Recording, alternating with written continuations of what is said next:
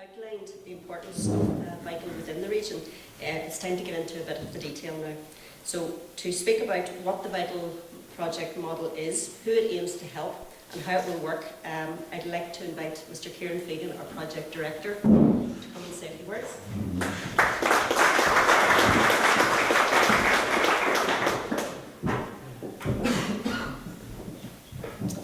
Thank you, Sinead. Thank you for our previous speakers. It's good to hear the endorsements of the concept. We're certainly very excited about the concept. We see the difference. I hope to not only explain the project in some detail, but also to explain the difference and the additionality, to use the public sector term as well, in terms of what this will achieve over and above other programmes that are out there currently.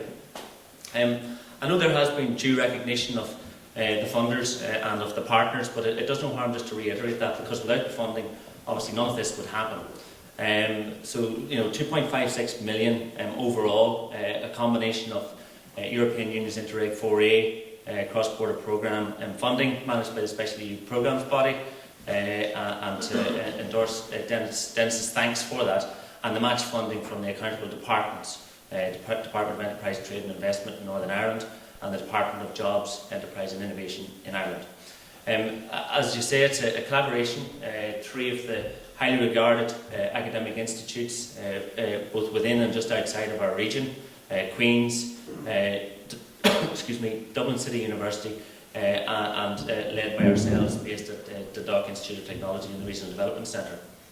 So the rationale for Vital, where did the idea come from?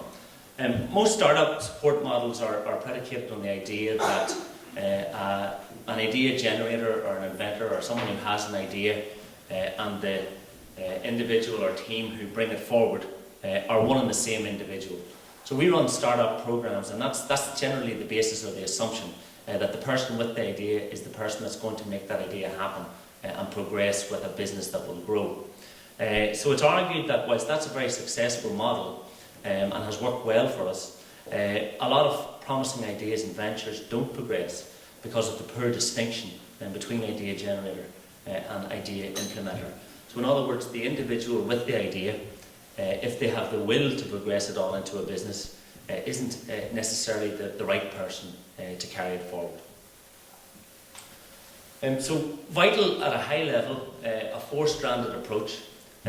Within the programme, we're going to identify and validate a database or a pool of ideas for commercialisation. We're going to identify small to medium-sized enterprises and seasoned entrepreneurs with the skills and the knowledge and the channels to commercially exploit those ideas. And we're going to match the right idea to the right SME entrepreneur, which includes accessing technology transfer and licensing opportunities. And you'll hear this term, technology transfer and licensing, throughout the morning, because we would see that as a key aspect to what we're trying to achieve here. And finally, after the match, there's a fast tracking the route to market support. So there'll be a needs analysis carried out, and then there will be made available one-to-one supports for each of the matched entities, including in-company mentoring, consultancy, access to market knowledge, and we have what we call a priming capital pot as well, that we can use for exceptional expenditure items. So the approach, we're out there looking for lots of ideas. So we're quietly collecting ideas, and we have been for the last number of months, and we've been promoting, and on the back of this launch, we'll be promoting, that individuals with ideas who realise that perhaps they're not the individual to carry it forward, or they're open to a new way of exploiting an idea, that they can submit those ideas to us. So we're going to collect upwards of 1,000 ideas. We are going to shortlist those down using broad criteria, down to 400 ideas. Now we're going to drill a little bit deeper with those 400, looking at the technical and economic considerations, technology innovation assessments, and looking at the predicted market size, market attractiveness, the potential, in other words, for the idea, and whittle that down even further to about 160. And of those 160, we're going to work up business cases for them, which will be a detailed analysis, and that will be provided internally by project managers and externally through contracted in support and expertise that are very up to speed on the development of these kinds of knowledge-based business cases. Our final focus then in terms of outputs is at least 30 validated ideas and technologies matched to seasoned entrepreneurs, small to medium-sized enterprises and experienced managers who are maybe working within companies currently. The difference, the additionality, the entrepreneurs who will commercialise the idea and the companies, they're seasoned. They've been there before. They're not first-timers. They have the channels. And this will increase the chances of successful commercialisation. It offers entrepreneurs and SMEs access to a pool of validated knowledge-based business ideas. So individuals and companies who are looking for these opportunities, and it offers them these ideas to address identified market opportunities that have been identified within the business cases, hopefully within their sector. There's a customised range of supports available from multidisciplinary experts. I talked about technology innovation assessments, and we've contracted companies to help us with that process prior to the match. And there's the sectoral and market knowledge aspect as well within the business cases that will support the project prior to the match, and then the SMEs and entrepreneurs after the match in fast-tracking new validated ideas to market. And there's a priming capital fund to test, market and technically validate ideas early on, which will also ensure greater success rates. Excuse me. The accelerated market traction, optimal routes to market because we are utilising existing complementary routes to market within existing SMEs and with seasoned entrepreneurs, with the networks and the channels. So it offers a real opportunity or a real alternative, if you like, for individuals who are looking for ideas to, say for example, the franchising model. It also makes available the intellectual property and IP of local inventors, technologies sourced locally, nationally and internationally via the open innovation model or via various online technology portals that exist. And ultimately as well, it obviously makes available the intellectual property of the third level sector, and having DCU and Queen's on board as partners allows us to gain access to near market IP that exists within those institutes, as well as obviously Dundalk Institute of Technology. And it provides support throughout the year, so it isn't a single intake at the start and then maybe another intake 6 months or 8 months down the line. We'll take ideas. Ideas can be submitted at any time. Expressions of interest to be an implementing agent can be accepted at any time. So it allows for multiple entry points throughout the programme cycle. So who benefits? Idea implementers, as we call them, seasoned entrepreneurs, experienced managers and business owners, those with a need for a new innovative technology or product which will allow them to create a new venture or enable their existing business to grow. Idea generators, as we call them, and that's good idea and invention owners. So those with an idea or an invention that they would like to see exploited in the marketplace, but they don't have the time, they don't have the knowledge, the resources, or the commercial expertise to make it happen. Or perhaps they've tried before and it hasn't worked out. So the vital offer, the pitch to each of those groupings, the offer to the eligible idea implementer, vital is a link to a pool of relevant, evaluated business opportunities supporting the development of business case and venture. The offer to the eligible idea owner, vital will assess each business idea and if progressed will work with idea owners to successfully exploit it by matching it with a seasoned entrepreneur or existing small to medium sized business with the potential for a return down the line. The ideas, the sources, as I say, we're embracing the open innovation model. The ideas will be mostly pre-existing, so we're pulling those, as I say, from practitioners who obviously are in positions to see opportunities, from inventors, from the public at large, from companies. Lots of companies go through processes of generating ideas. They don't pursue all ideas. They have limited resources and can only focus on the ones that are most relevant to their own strategy and their own roadmap. So we would encourage SMEs who don't feel that they or that they have ideas that they don't feel they will be progressing, to look at this as a way of making that idea happen. The higher education institutes I've mentioned already, the research agencies, the intellectual property that reside within each of those, and as I said, the technology portals, the various resources coming from military, for example. So it's nearer market ideas that are preferable. This programme will last probably about 20 months, 21 months at this stage.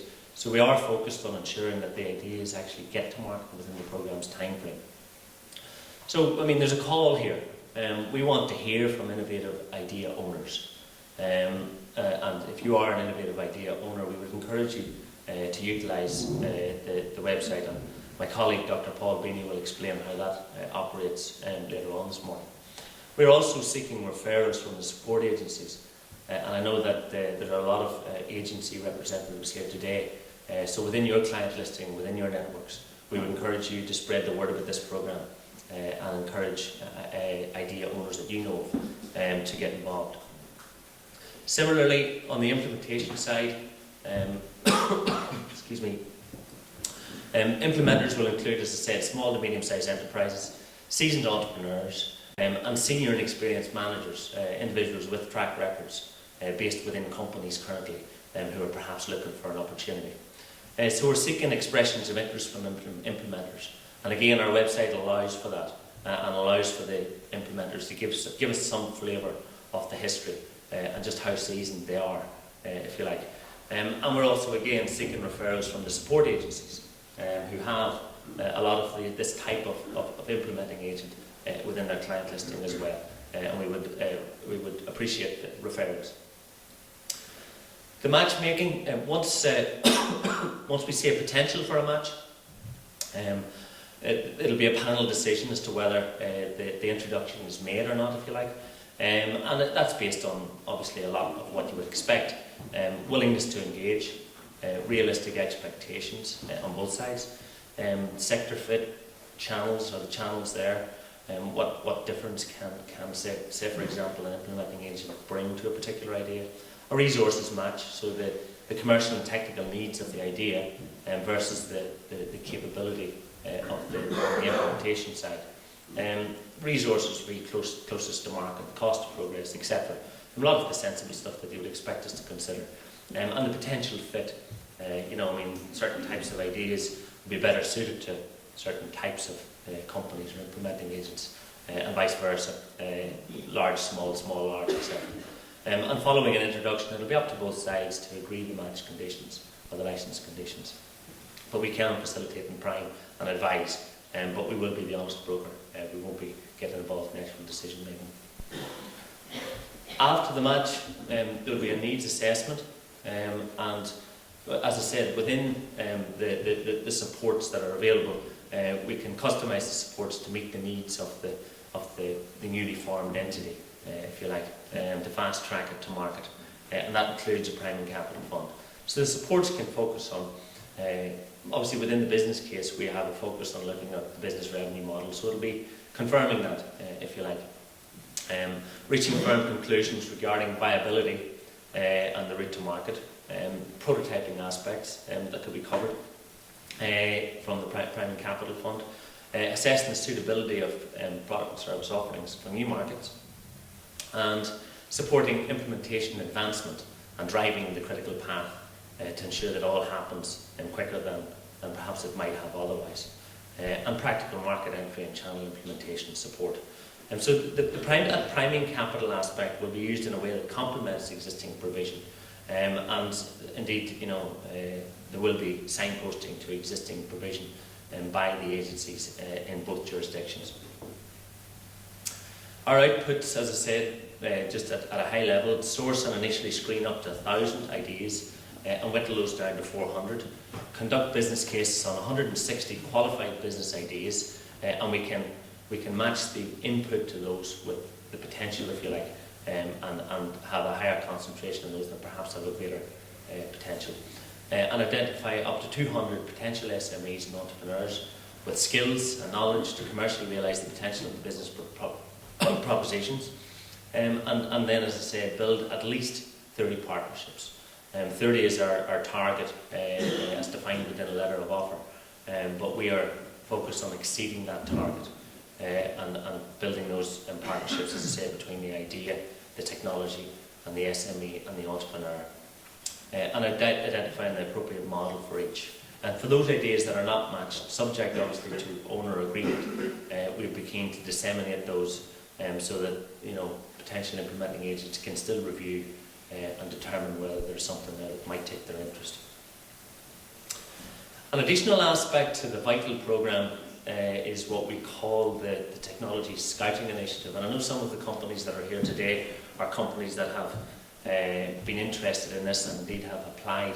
Perhaps some of them we've met with already. Paul Boylan mentioned the ICE programme, and one of the key learnings from the ICE programme was a new way, or a different way, if you like, of engaging with the company, a partnership between private sector innovation experts, academia and company working together to achieve certain outcomes. And we've taken that model and we've sort of identified some of the resources within Vital to focus on recruiting 12 companies with a technology transfer need, technology in support of top-line growth, something that's going to result in a product or a product enhancement. And we're going to recruit them and take them through a process. Again, meeting them where they're at, based on a need. And we focus on supporting them with strategic considerations around the technology transfer and what that need is or what it might be. Company readiness for the new technology, scoping out the need and fit where it fits within what's currently there, and scouting for identifying and assessing potential technology solutions, bringing them back and working through, as I say, an assessment process. Focus on priming them for a negotiation on the conditions of use and the licensing, and then assuming that a license agreement is possible, supporting them with initial implementation, advancement and commercialisation support. We're in the final stages of recruiting for that. We have, as I say, accepted a number of applications, and some of those we're hoping to confirm over the next week or two. But as I say, we still have a few places available, and we are keen to hear from companies who might be interested, assuming that they meet the eligibility criteria, which is generally small to medium-sized enterprises, trading in all sectors except retail and professional services. So there is a website, it's vitalforideas.com.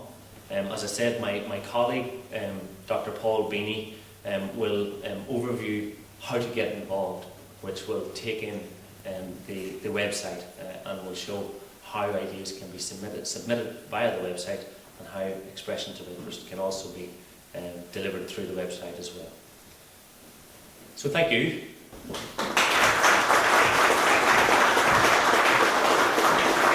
Vital. Ideas connected to business. Vital is funded by the European Union's Interreg 4A cross-border programme, which is managed by the special EU programmes body.